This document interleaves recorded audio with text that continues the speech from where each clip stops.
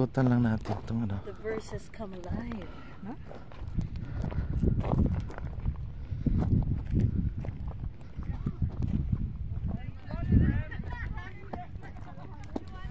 Bulubundukin dito.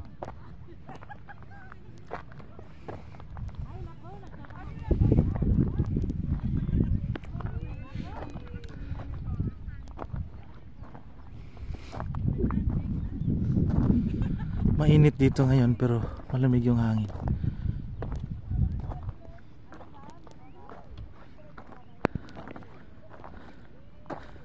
Jewish ano settlement yan dyan sa ano kabila.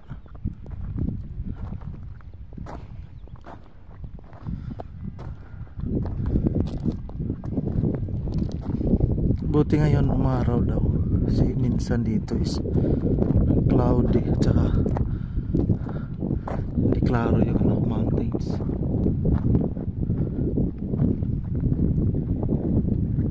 Dito tayo sa tuktok.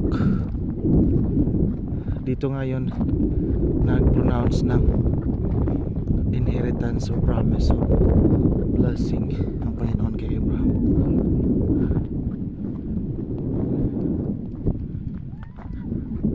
God pronounced to Abraham that God gave this Canaan or the promised land.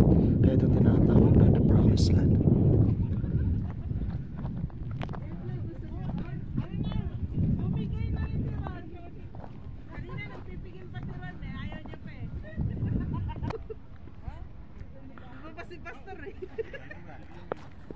Itago na natin sa bushes.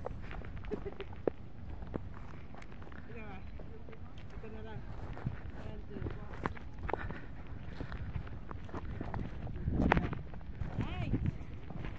Wow.